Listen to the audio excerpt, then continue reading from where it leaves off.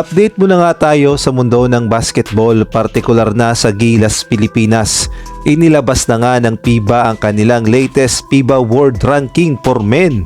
Saan kaya napunta ang ranking ng Gilas, Pilipinas? Patas kaya o pababa?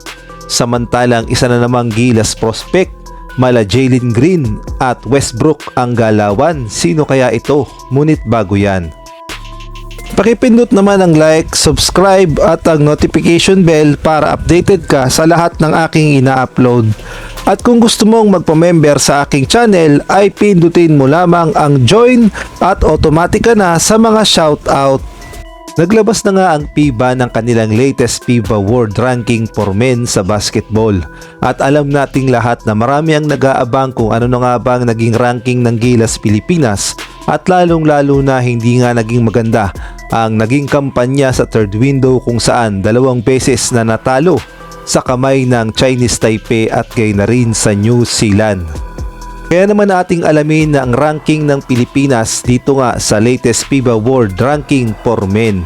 Ngunit bago yan ay unahin muna natin ang unang nakalaban ng Gilas, Pilipinas o ang pangalawang nakalaban, ang kupunan ng New Zealand na ngayon nga ay number 22 sa FIBA World Ranking. Alam nating lahat na tinalo ng Pilipinas ito sa kanilang unang paghaharap sa second window, ngunit bumawi nga sa third window at deserve nila ang ranking nilang number 22.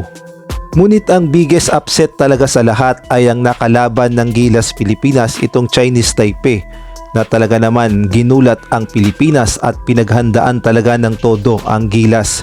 Biruin nyo, sa hot shooting ay wala ngang nagawa ang Gilas, Pilipinas, kaya naman natalo nila ang Gilas. At dito nga sa kanilang latest FIBA ranking ay talaga namang umangat ng husto itong Chinese Taipei at nakaapekto talaga ang pagkapanalo nila sa Gilas, Pilipinas. At sa ngayon nga ay number 75 na ang Chinese Taipei at 4 nga ang kanilang tinalon dahil dati ay number 79 sila sa FIBA World Ranking. Ngunit hindi pa nga sila pasok sa FIBA Asia Cup dahil magkakaroon pa ng final qualifying tournament kung saan maghaharap nga ang West at East. Sa West nga ay maghaharap ang Bahrain, Iraq at ang India.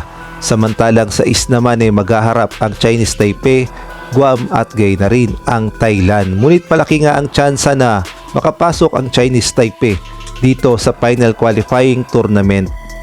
At ito na nga ang ranking ng Gilas, Pilipinas. Kahit nga sunod-sunod ang naging pagkatalo ng Gilas, Pilipinas sa third window ng FIBA Asia Cup qualifiers, kahit na sabihin na natin non-bearing game na yon at pasok na ang Gilas, Pilipinas sa FIBA Asia Cup, ay napaka-importante pa rin sana na naipanalo nila ang kanilang laban. Kaya naman ang Gilas, Pilipinas sa latest FIBA ranking ay number 34 pa din at hindi naman gumalaw ang ranking ng Pilipinas.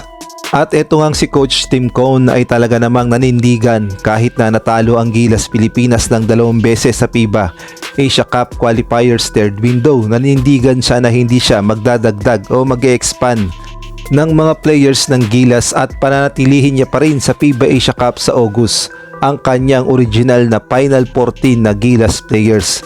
Ang paninindigan kasi ni Coach Tim Cone ay hindi naman kailangan magdagdag, kumbaga yung team chemistry at team effort ang mahalaga at sapat na sa kanya yung mga players na kanyang ginagamit ngayon sa Gilas, Pilipinas.